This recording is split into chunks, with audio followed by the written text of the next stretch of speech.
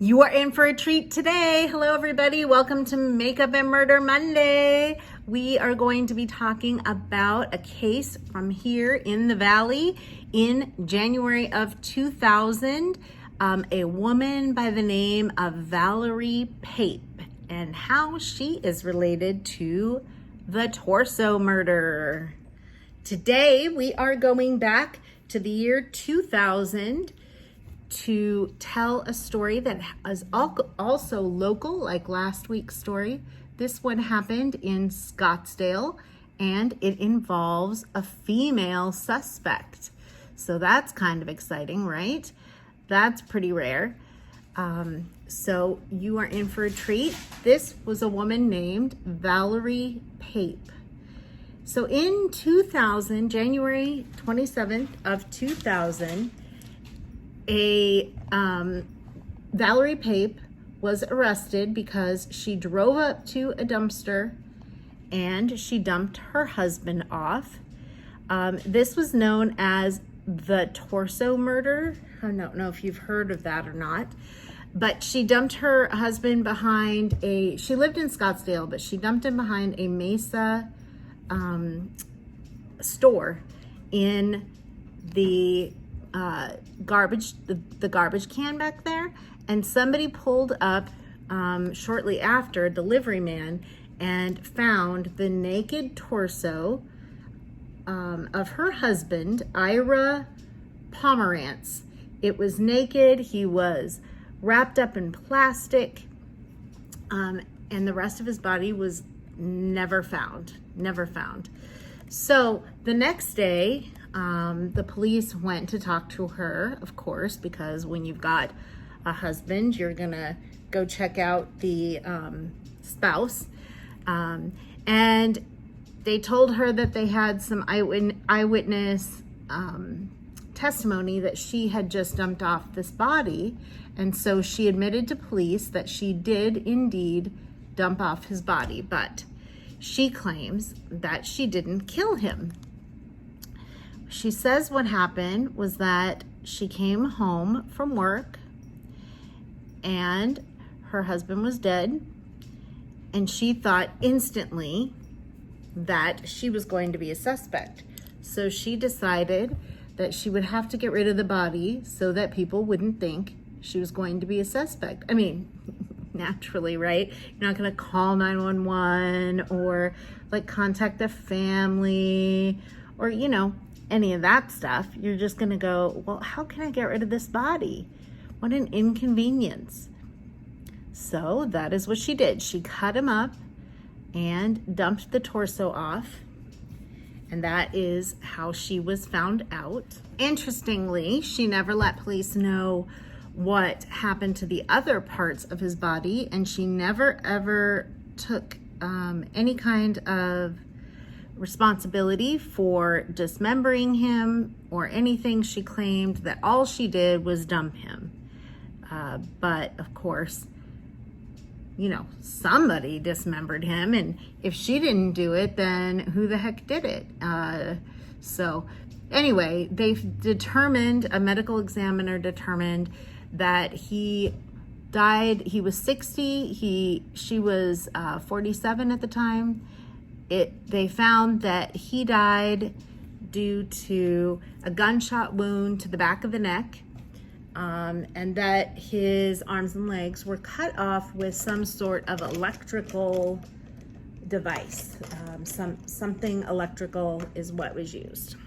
To just add to that a little bit, that she probably had something to do with cutting his body up, they found a receipt in her purse that claimed that a receipt that showed that she had just purchased a reciprocating saw.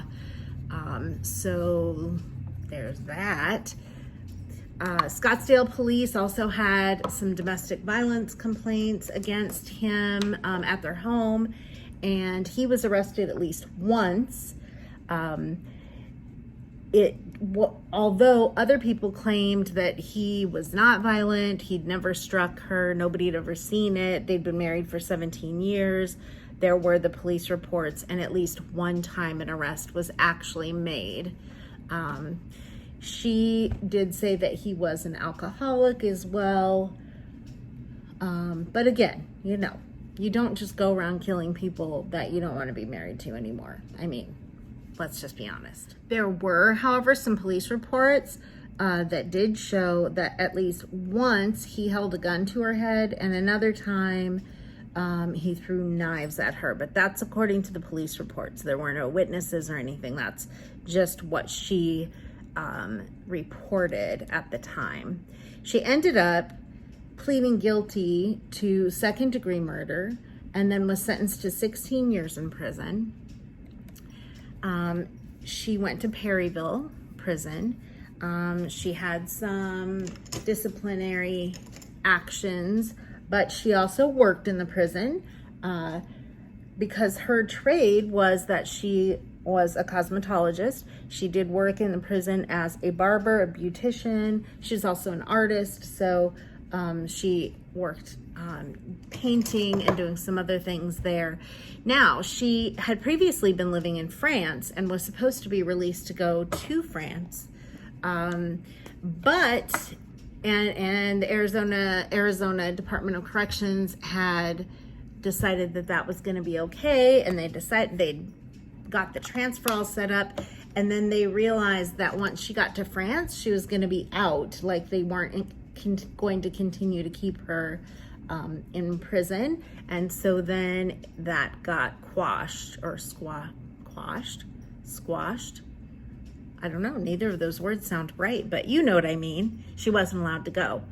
So she ended up serving her prison time until 2016, and then she was allowed to go to France when her prison time was over.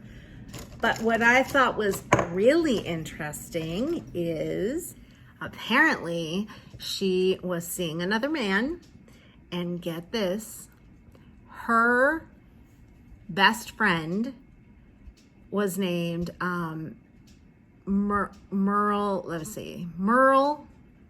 Bianchi, and she was also separated from her husband, and it turned out that her husband ended up dying as well.